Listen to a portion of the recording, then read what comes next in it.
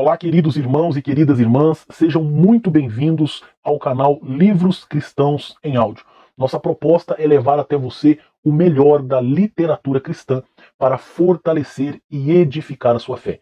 É muito importante que você nos apoie, deixando o seu like, os seus comentários, sugestão de livros e principalmente se inscrevendo no canal e também ativando o sininho das notificações, para que todas as vezes que nós lançarmos um conteúdo novo, um capítulo novo de um livro aqui no canal, você seja notificado e abençoado. Vamos agora ao conteúdo de hoje. Capítulo 1. O dia em que quase o alcancei. Buscando a Deus. Salmo 63, versículo 8. Nós pensamos que sabemos onde Deus está. Nós pensamos que sabemos o que o agrada e estamos certos de que sabemos aquilo que o desagrada. Temos estudado tanto a palavra de Deus e suas cartas de amor para as igrejas, que alguns de nós alegam saber tudo sobre Deus. Mas, agora, pessoas como você e eu, em diferentes lugares do mundo, estão começando a ouvir uma voz persistente no silêncio da noite. Não estou perguntando quanto você sabe ao meu respeito. Quero lhe perguntar: você realmente me conhece? Você realmente me deseja? Eu pensava que sim. Pensava que havia alcançado um nível considerável de sucesso no ministério. Afinal, eu havia pregado em algumas das maiores igrejas dos Estados Unidos.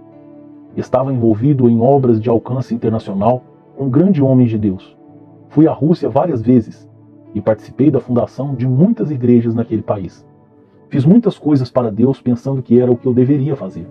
Mas, em um outono, durante uma manhã de domingo, aconteceu algo que mudou tudo isso e colocou em xeque todos os meus talentos, credenciais e realizações no ministério. Um velho amigo meu que pastoreava em Houston, no Texas, pediu-me que pregasse em sua igreja. De alguma forma, senti o que o destino estava me preparando. Antes dessa chamada, havia brotado em meu coração uma fome que parecia insaciável. Aquele vazio incômodo que perdurava dentro de mim, apesar de minhas realizações ministeriais, ficava cada vez maior. Estava com um frustrante pavor, uma deprimente premonição. Quando recebi aquele convite, senti que algo da parte de Deus me aguardava. Pouco a pouco, sentíamos que estávamos nos aproximando de um encontro com o Pai.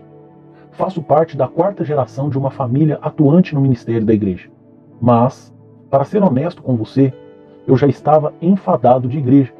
Estava como a maior parte das pessoas que tentamos atrair aos nossos cultos semanalmente. Elas também estão cansadas da igreja e por isso não vêm. Por outro lado, mesmo que a maior parte daqueles que estão em nossas igrejas e em nossas reuniões também possa estar entediada, está de igual modo faminta de Deus. Nada menos que propaganda. Você não pode me dizer que as pessoas, quando colocam cristais nos pescoços, gastam dinheiro diariamente para ouvir gurus e contratam médiuns caríssimos, não estejam famintas de Deus. Elas estão famintas para ouvir algo que esteja além de si mesmas, algo que não estão ouvindo na igreja hoje. A questão é, as pessoas estão enfadadas da igreja porque ela tem se portado como mera difusora da Bíblia. As pessoas querem estar ligadas a um poder maior. Sua fome as leva a qualquer lugar, menos a igreja. Elas estão à procura de algo para saciar a fome que lhes corrói a alma. Ironicamente, mesmo sendo um ministro do Evangelho, eu estava sofrendo da mesma fome que aflige aqueles que nunca tiveram um encontro com Jesus. Não me contentava mais em apenas saber sobre Jesus. Você pode saber tudo sobre presidentes, realezas e celebridades. Pode conhecer seus hábitos alimentares, endereço, estado civil, mas saber sobre eles não significa ter intimidade com eles. Não significa que você os conheça. Na era da comunicação, com boatos passados de boca em boca, de papel em papel, de pessoa a pessoa, é possível compartilhar informações sobre alguém sem conhecê-lo pessoalmente. Se você ouvir 2 pessoas conversando sobre a última tragédia que se abateu sobre alguma celebridade, ou a última vitória que ela experimentou, pode até pensar que elas conheçam a pessoa de que estão falando, quando, na verdade, tudo que sabem são fatos a respeito dela. Por muito tempo a igreja só tem conhecido fatos sobre Deus. Nós conhecemos técnicas, mas não falamos com Ele. Esta é a diferença entre conhecer alguém e saber a respeito dele. Presidentes, realezas e celebridades. Posso ter muitas informações sobre eles, mas não conheço-os de fato. Se os encontrasse pessoalmente, teriam que ser apresentados a mim, porque o mero conhecimento a respeito de uma pessoa não é o mesmo que uma amizade íntima. Saber a respeito de Deus não é o suficiente. Temos igrejas cheias de pessoas que podem ganhar qualquer concurso sobre temas bíblicos, mas que não o conhecem. Temo que alguns de nós fomos desviados ou embaraçados, tanto pela prosperidade quanto pela pobreza. Receio que tenhamos nos tornado uma sociedade tão farisaica que nossos desejos e vontades não correspondam aos do Espírito Santo. Se não tomarmos cuidado, estaremos cultivando o culto ao bem-estar, satisfeitos com o nosso pastor amável, nossa igreja confortável, nosso fiel círculo de amigos, nos esquecendo dos milhares de insatisfeitos, feridos e aflitos que passam por nosso confortável templo todos os dias. Não posso deixar de pensar que, se falhamos até mesmo em tentar alcançá-los com o Evangelho de Jesus Cristo, muito sangue foi desperdiçado no Calvário. Isso, de fato, me incomoda. Tinha que haver algo mais. Eu estava desesperado por um encontro com Deus, o mais íntimo possível. Depois de pregar na igreja do meu amigo no Texas, voltei para casa. Na quarta-feira seguinte, estava na cozinha quando o pastor me telefonou de novo e disse: Tommy, somos amigos há anos e não me lembro de ter convidado alguém para pregar 2 domingos consecutivos. Mas será que você poderia voltar no próximo domingo? Concordei. Poderíamos dizer que Deus estava prestes a fazer algo. Estaria o perseguidor agora sendo perseguido? Estaríamos prestes a ser apreendidos pelo que estávamos buscando? Filipenses 3,12. O segundo domingo foi ainda mais abençoado. Ninguém queria deixar o prédio após o culto da noite. O que devemos fazer? Meu amigo perguntou. Deveríamos fazer uma reunião de oração na segunda noite. Eu lhe disse e acrescentei. Passaremos todo o tempo orando intensamente. Vamos apurar até que ponto vai a fome das pessoas e ver o que está acontecendo. 400 pessoas se apresentaram na segunda-feira para a reunião de oração e tudo o que fizemos foi buscar a face de Deus. Algo realmente estava acontecendo. Uma pequena rachadura aparecia no bronze do céu de Houston. Uma fome coletiva estava clamando por uma visitação. Voltei para casa. Na quarta-feira, o pastor estava novamente ao telefone me dizendo: Tommy, você pode voltar no domingo? Ouvi suas palavras e o seu coração. Ele verdadeiramente não estava interessado em minha volta. O que eu e ele queríamos era que Deus viesse.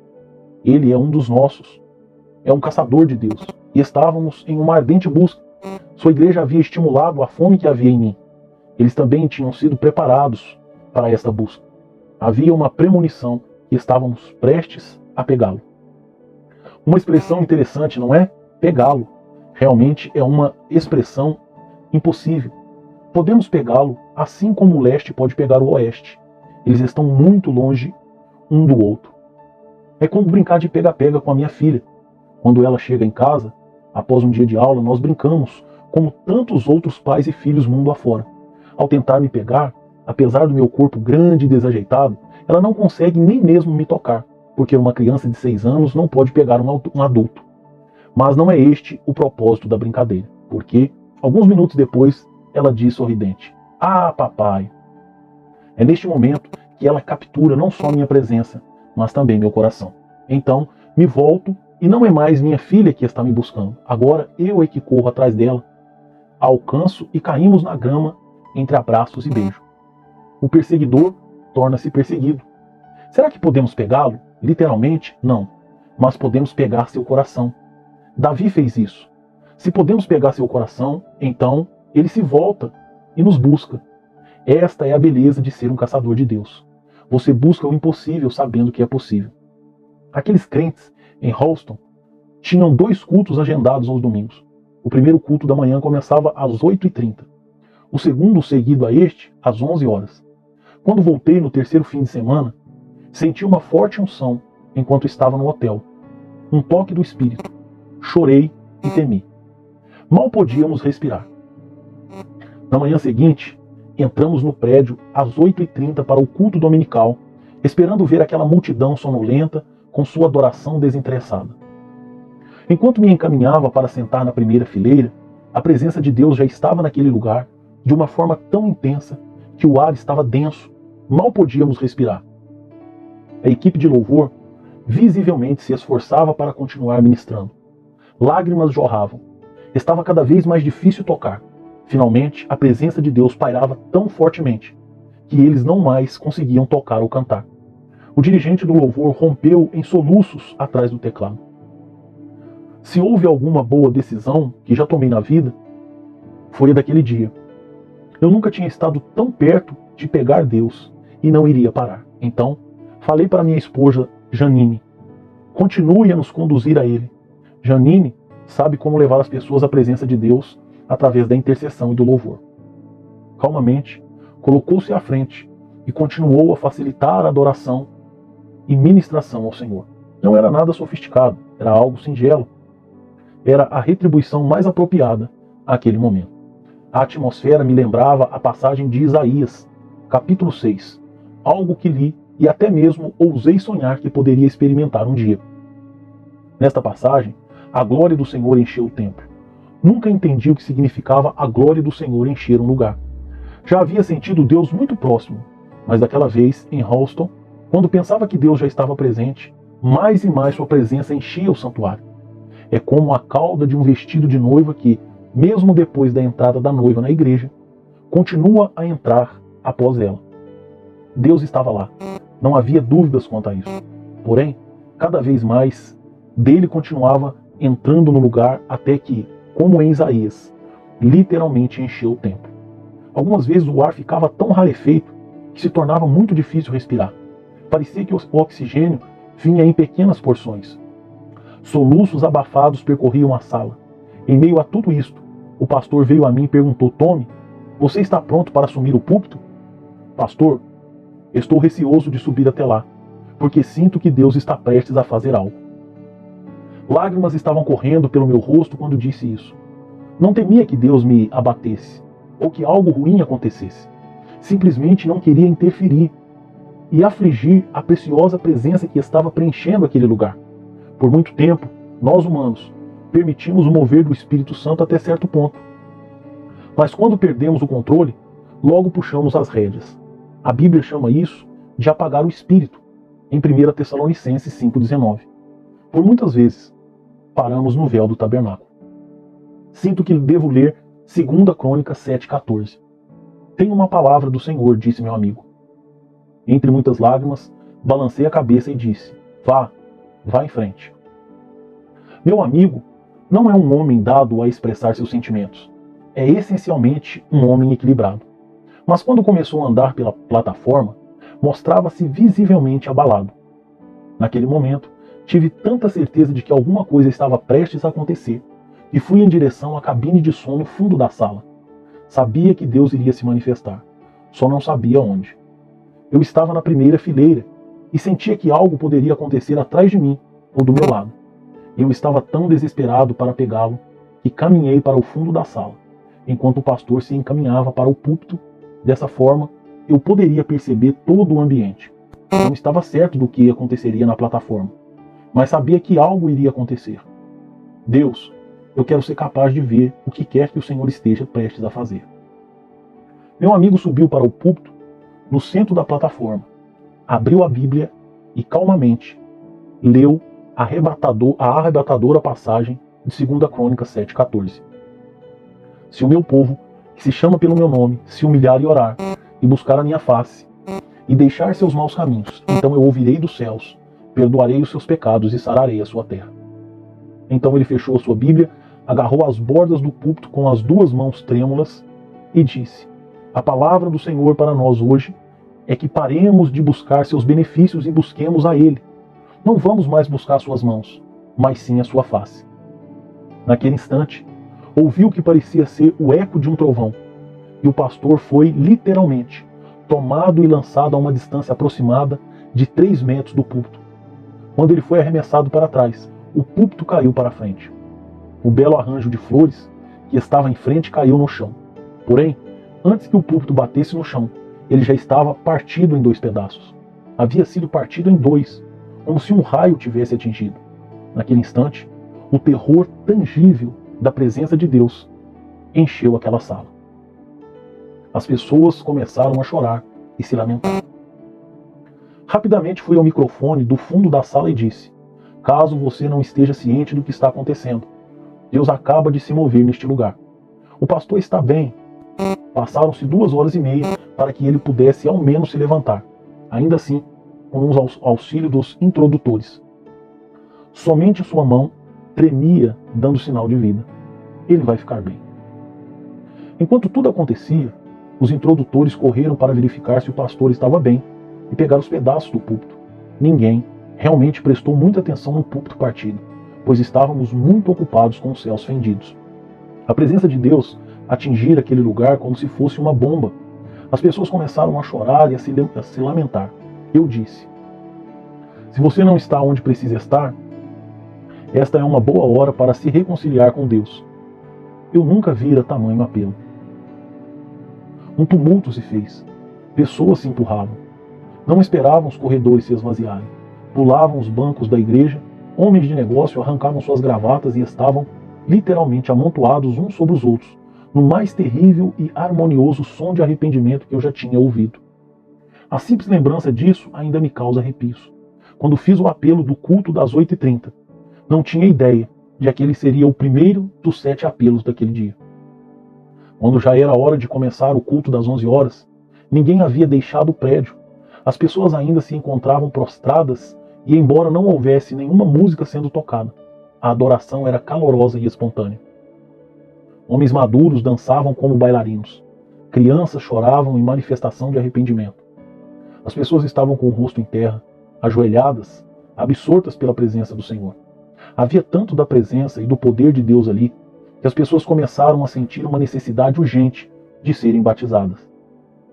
Eu assistia as pessoas adentrarem os átrios do arrependimento, e uma após outra experimentarem a glória e a presença de Deus enquanto Ele estava ali por perto. Elas queriam ser batizadas e eu estava em dúvida sobre o que fazer. O pastor ainda permanecia no chão. Pessoas vinham até mim e declaravam: preciso ser batizado. Alguém me diga o que fazer. Havia uma quantidade imensa de perdidos que foram salvos, e tudo provocado puramente pelo encontro com a presença de Deus. Não houve sermão, nem canções naquele dia. Somente o Espírito de Deus.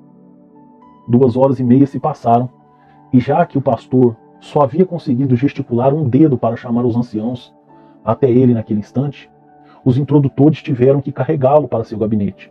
Enquanto isso, todas aquelas pessoas me perguntavam, ou qualquer outro que me encontravam, se poderiam ser batizadas. Como ministro visitante naquela igreja, eu não queria assumir a autoridade de dizer a alguém para batizá-las.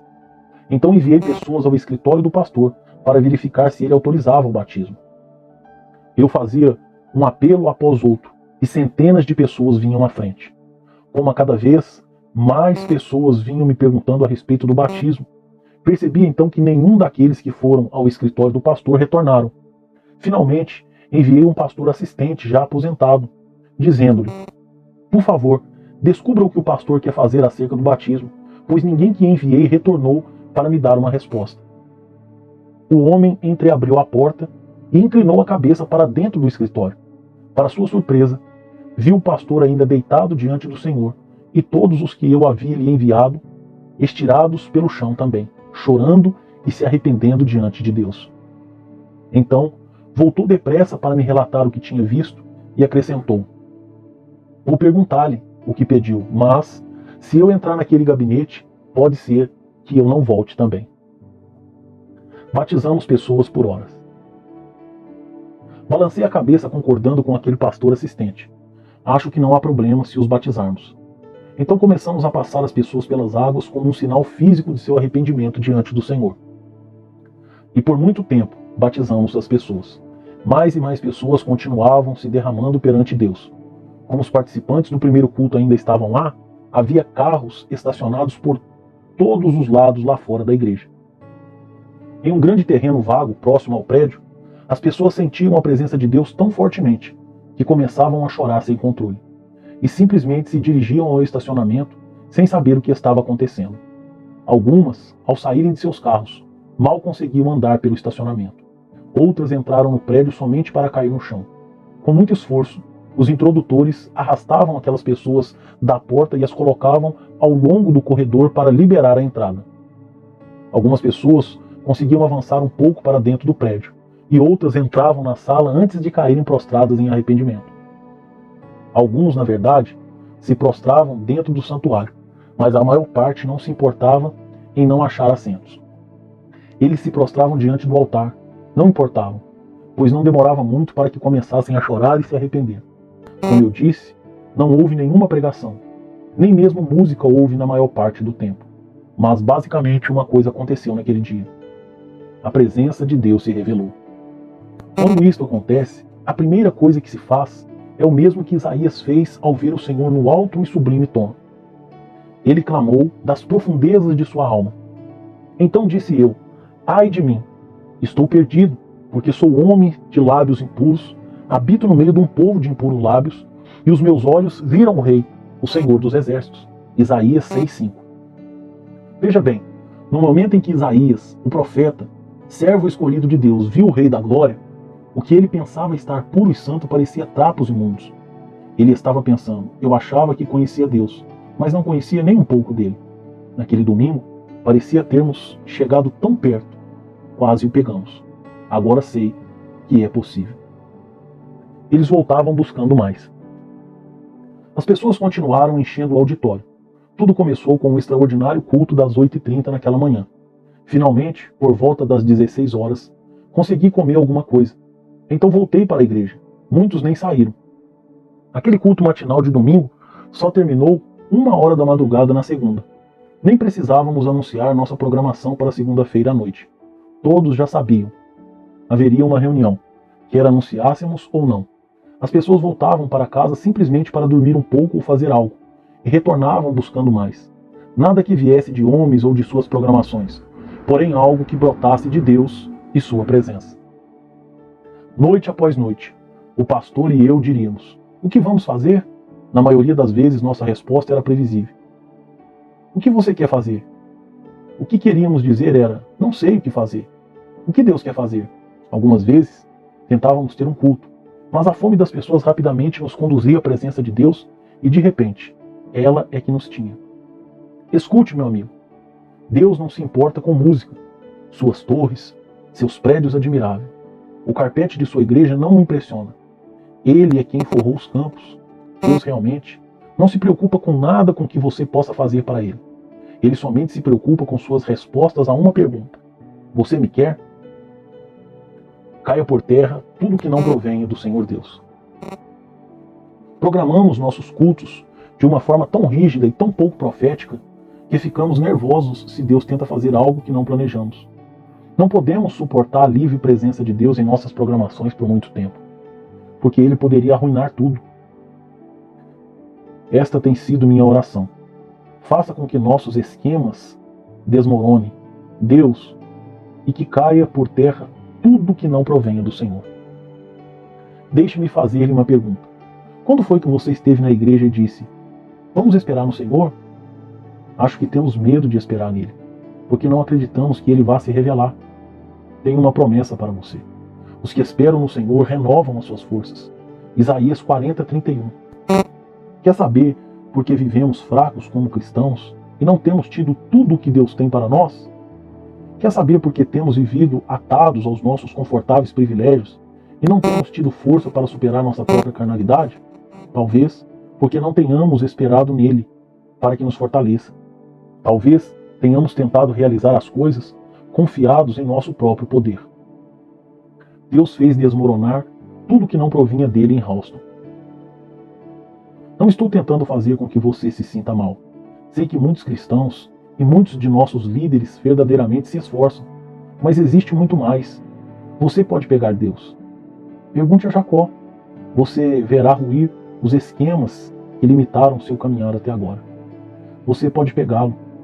Nós temos falado, pregado e ensinado sobre avivamento a ponto de saturar a igreja. É o que tenho feito toda a minha vida. Preguei o avivamento, ou, pelo menos, penso tê-lo feito. Deus quebrou nossos esquemas e fez com que tudo ruísse quando se revelou a nós. 7 noites por semana, por 4 ou 5 semanas seguidas, centenas de pessoas em cada culto se enfileiravam em frente ao altar para declarar seu arrependimento e aceitar a Cristo. Elas o cultuavam, esperavam nele e lhe dirigiam suas orações. O que aconteceu nos dias dos primeiros cristãos e nos avivamentos mais recentes estava acontecendo novamente. Então comecei a entender: Deus, o Senhor, quer fazer o mesmo em todos os lugares. Durante meses a presença de Deus pairou ali. Deus está voltando para recuperar a igreja. Até onde posso dizer, só existe uma coisa que o detém: o Senhor não vai derramar seu espírito onde não há fome dele. Ele procura pelos famintos. Ter fome significa não estar satisfeito com a mesmice, porque ela nos obriga a viver sem o Senhor em sua plenitude. Ele só vem quando você está disposto a se voltar totalmente para Ele. Deus está voltando para recuperar sua igreja, mas você tem que estar faminto. Ele quer se revelar entre nós. Ele quer vir cada vez mais forte e mais forte, até que sua carne não seja mais capaz de suportar. A beleza disto é que nem mesmo os perdidos ao nosso redor serão capazes de resistir. Está começando a acontecer. Vejo o dia em que os pecadores mudarão seu rumo nas ruas, estacionarão com olhares confusos e vão bater à nossa porta dizendo: por favor, existe algo aqui, como posso ter isso? O que fazemos? Você não está cansado de tentar distribuir folhetos, bater nas portas e fazer tudo acontecer? Por muito tempo, temos tentado fazer com que as coisas aconteçam. Agora, Deus quer fazer acontecer. Por que você não descobre o que Ele está fazendo e junta-se a Ele? Era isto que Jesus fazia. Ele dizia: Pai, o que o Senhor está fazendo? É isto que farei. Veja João, capítulo 5, versículo 19 e 20. Deus quer se mover com sua igreja.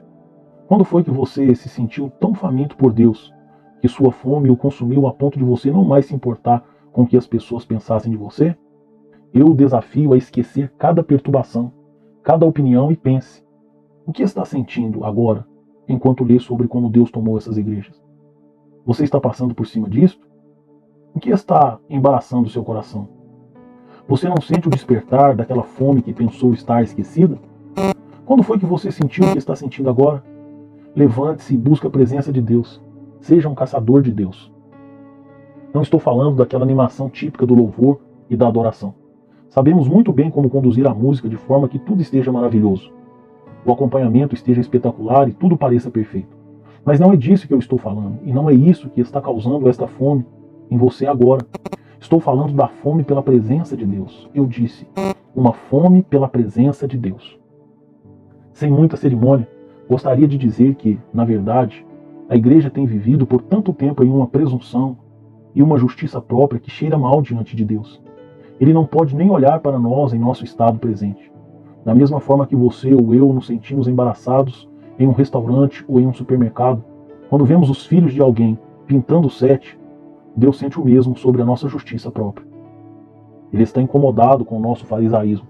Não estamos tão justos quanto pensamos estar. O que pode nos mover para o centro do plano de Deus? O arrependimento. Naqueles dias apareceu João Batista, pregando no deserto da Judéia, e dizia: arrependei-vos, porque está próximo o reino dos céus. Pois este é o referido por intermédio do profeta Isaías. Voz do que clama no deserto: preparai o caminho do Senhor, endireitai as suas veredas. Mateus capítulo 3, versículos de 1 a 3. O arrependimento prepara o caminho e endireita as estradas do nosso coração. O arrependimento eleva os lugares baixos e rebaixa todos os lugares altos de nossas vidas e das famílias cristãs. O arrependimento nos prepara para a presença de Deus. Na verdade, você não pode viver na presença do Pai sem arrependimento. O arrependimento nos permite buscar sua presença. O arrependimento constrói a estrada para que você alcance a Deus, ou para que Deus alcance você. Pergunte a João Batista. Quando ele construiu a estrada, Jesus veio andando. Este é o ponto fundamental do que tenho para dizer. Quando foi que você disse: estou indo para Deus? Quando foi que você deixou tudo de lado, todas as suas ocupações, e correu na estrada do arrependimento para buscar a Deus? Não é uma questão de orgulho, mas de fome. Eu costumava procurar por grandes multidões e bons sermões para pregar. Tentava fazer grandes obras para Deus. Meus esquemas ainda não haviam se desmoronado. Agora, eu sou um caçador de Deus. Nada mais importa. Digo a você, como seu irmão em Cristo, que o amo, mas amo mais a Deus. Não me preocupo com o que outras pessoas ou ministros pensam sobre mim. Estou indo atrás de Deus. Não é uma questão de orgulho, mas de fome. Quando você buscar a Deus com todo o seu coração, alma e corpo, Ele se voltará para encontrá-lo e você sairá desta experiência desmoronado aos olhos do mundo. Aquilo que é bom tem sido inimigo do que é melhor. Eu o desafio agora, enquanto lê estas palavras, a deixar seu coração ser quebrado pelo Espírito Santo. É hora de você santificar sua vida. Pare de assistir ao que você costuma assistir. Pare de ler o que você costuma ler. Se isto tem lhe tomado mais tempo do que a leitura da palavra de Deus, ele deve ser sua maior fome e a mais urgente. Se você está contente e satisfeito, então eu o deixarei e você pode, seguramente, largar esse livro de lado agora e nunca mais o incomodarei. Mas se você está faminto, tem uma promessa do Senhor para você. Ele disse: bem-aventurados que têm fome e sede de justiça, porque serão fartos. Mateus 5:6.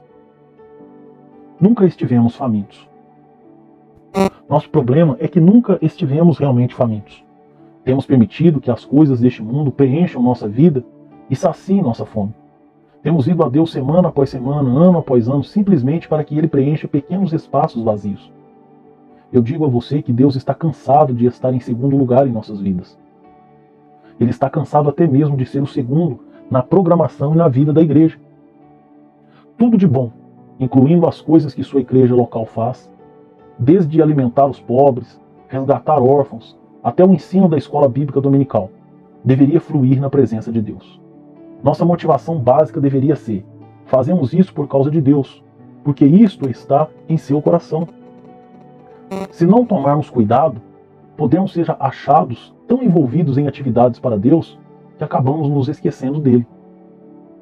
Você pode estar sendo tão religioso que nunca será espiritual. Não importa o quanto ore, perdoe-me por dizer isso, mas você pode estar perdido sem mesmo conhecer Deus, apesar de manter uma vida de oração. Não me importa o quanto você conhece a Bíblia ou o que você sabe sobre Deus. Estou perguntando, você o conhece?